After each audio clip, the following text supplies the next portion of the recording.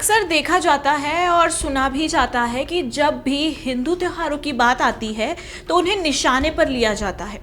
आखिर क्यों हर बार हिंदू त्योहार इसका शिकार बनते हैं?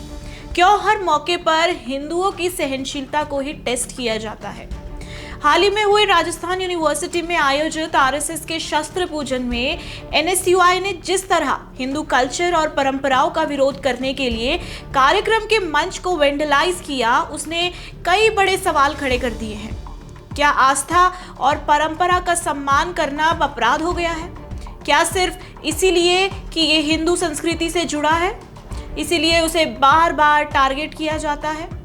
नमस्कार, मैं हूं सताक्षी और आप देख रहे हैं दी पैम्फलेट। दोस्तों, राजस्थान यूनिवर्सिटी में हुआ शस्त्र पूजन कोई साधारण कार्यक्रम नहीं था, बल्कि एक सांस्कृतिक परंपरा के तौर पर मनाया जा रहा था, जिसे आरएसएस ने विजयदशमी के अवसर पर आयोजित करा था। क्योंकि भारतीय इतिहास के शस्त्र का अर्थ सिर्फ हथियारों तक सीमित नहीं है, बल्कि कलम, पेंसिल और किताबें भी हमारे लिए शस्त्र ही हैं, क्योंकि यही ज्ञान और शिक्षा के प्रतीक है। यही वजह है कि शस्त्र पूजन शक्ति, अनुशासन और रक्षा के साथ साथ ज्ञान और संस्कार की भी आराधना मानी जाती है।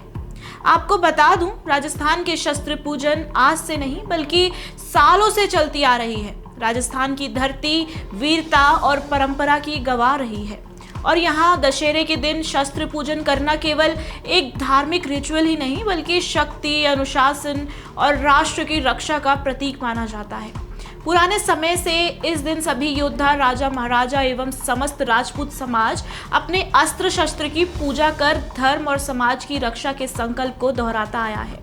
ये परंपरा आज भी जीवंत है। अंतर बस इतना है कि अब शस्त्र का अर्थ केवल तलवार, भाला या बंदूक तक सीमित नहीं रहा, बल्कि शिक्षा जगत में किताबें, पेन और कॉपियां भी ज्ञान के शस्त्र माने जाते हैं। अगर इसी परंपरा को निभाते हुए राजस्थान यूनिवर्सिटी में विजयदशमी का कार्यक्रम और शस्त्र पूजन आयोजित किया गया, जहां शस्त्र पूजन को परंपरा, संस्कृति और शिक्षा तीनों से जोड़ा गया, तो इसमें गलत क्या था? क्यों एनएसयूआई के विरोध में ये धार्मिक भावना से ज्यादा राजनीति की झलक दिखाई दी? क्या छात्रों को अपनी जड़ों से जोड़ने वाली परंपरा को भी अब राजनीतिक चश्मे से देखा जाएगा? क्यों हमेशा एनएसयूआई और कांग्रेस हिंदू विचारधारा के खिलाफ नजर आती है, लेकिन मुस्लिम त्योहारों, ईद, रमजान और इफ्तार पार्टियों में वही लोग पूरे उत्साह से शामिल दिखाई देते हैं?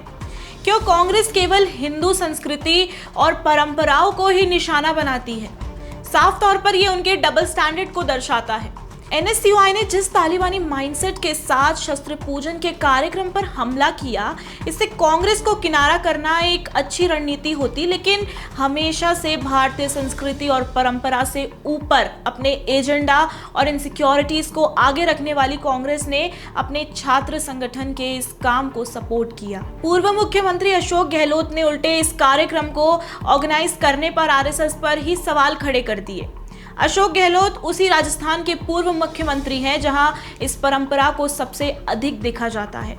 वो अपनी राजनीति के लिए अपने ही राज्य की परंपरा के विरोध नजर आए। राजनीति के कारण राष्ट्र, धर्म और परंपरा विलुप्त कर दी गई। यही कांग्रेस माया है, और ये काम कई दशकों से किया जा रहा है। अब आप खुद ही सोचिए, जब भी दिवाली आती है तो सबसे पहले पटाखों पर बैन की बात होने लगती है। हिंदू परंपराओं पर सवाल खड़े किए जाते हैं। जब दुर्गा पूजा या दशहरा होता है, तब सेक्युलरिज्म और टॉलरेंस के नाम पर अड़चनें डाली जाती है। और ये सभी काम उसी सिस्टम, उस एस्टैब्लिशमेंट के द्वारा होता है जो कांग्रेस के लंबे शासन में बनी है। हालांकि अब ये इकोसिस्टम भी तेजी से कमजोर हो रहा है, लेकिन वही कांग्रेस ईद और मुस्लिम त्योहारों में खुले तौर पर हिस्सा लेती है, बधाई देती है और इफ्तार पार्टी में भी नजर आती है। वो अपने वोट के लिए कुछ भी करे, लेकिन किसी का समर्थन करने के लिए अपने परंपरा का विरोध, इस सोच के खिलाफ तो बोलना ही चाहिए। बड़ा सवाल यही है कि एनएसयूआई और उसकी राजनीतिक गार्जियन कांग्रेस जैसी पार्टियों को आखिर हिंदू रीति रिवाजों से इतनी परेशानी क्यों होती है, जबकि दूसरे समुदाय के त्योहार पर वही लोग पूरे उत्साह से शामिल होते दिखाई देते हैं। आज जब राजस्थान यूनिवर्सिटी में शस्त्र पूजन हुआ, तो ये एक सांस्कृतिक और ऐतिहासिक परंपरा का सम्मान था, लेकिन जो हम सब ने देखा कि किस तरह से एनएसयूआई ने इसे मुद्दा बनाकर इस पर विरोध खड़ा किया, क्या वो सीधा सीधा हिंदू धर्म पर वार नहीं था? यही वो मानसिकता है जो हमें दिखाती है कि जब से सोनिया गांधी ने कांग्रेस की बागडोर संभाली है, तभी से देश में हिंदू परंपराओं और त्योहार के साथ भेदभाव साफ देखने को मिलता रहा है। अब तो हालात ऐसे हैं कि यही सोच उनके बच्चे राहुल गांधी और प्रियंका गांधी की राजनीति में भी दिखाई देती है। जो उन्होंने हिंदू धर्म और परंपराओं के साथ जिस तरह का व्यवहार किया, वह किसी से छिपा नहीं है और ऐसा व्यवहार नजरअंदाज भी नहीं किया जा सकता। दोस्तों, राहुल गांधी का ट्रैक रिकॉर्ड देखा जाए तो ऐसा लगता है उन्हें भगवान से भी दिक्कत है, क्योंकि जब भी हिंदू त्योहार आते हैं वो शायद ही कभी भगवान का नाम लेते हैं। अगर किसी त्योहार पर सोशल मीडिया पर पोस्ट भी करते हैं तो उसमें भगवान की प्रतिमा या तस्वीर दिखना मुश्किल होती है। बस एक सिंबॉलिक सा विश डालकर अपना काम पूरा करने वाली बात दिखाई देती है, मतलब नेम सेक के लिए बस फॉर्मेलिटी पूरे करने की बात। दोस्तों, आपको याद दिला दूं, कांग्रेस ने ही कोर्ट में भगवान राम को केवल एक काल्पनिक पात्र बताया था, यानी उनके ऐतिहासिक अस्तित्व पर सीधे सवाल उठाए थे। सोचिए, हमारी हिंदू आस्था और परंपरा पर सवाल उठाना अब राजनीति का हिस्सा भी बन गया है। दोस्तों, क्या ये हिंदुओं की आस्था और परंपरा पर सवाल उठाना अब राजनीति का हिस्सा बनना नहीं है? क्या ये सही है कि हिंदू धर्म और हमारी परंपराओं को हर बार टारगेट किया जाए? और सोचिए, हमारे वीर नायक महाराणा प्रताप को, जिन्होंने अपने प्राणों की आहुति दे दी थी अपने देश और धर्म की रक्षा के लड़ाई लड़कर, उनके साहस और शौर्य को आज भी हर एक भारतीय, हर एक हिंदू सम्मान करता है। फिर भी कांग्रेस सरकार उनके स्मारक से इतनी नफरत क्यों दिखाती है? क्यों उनके नाम और परंपरा को हमेशा विवादित या सेकेंडरी मुद्दा बनाया जाता है? महाराणा प्रताप की भूमि पर शस्त्र पूजन का विरोध जिस लो और डिजास्टर्स पॉलिटिक्स का हिस्सा है, उसे कॉल आउट करना जरूरी है।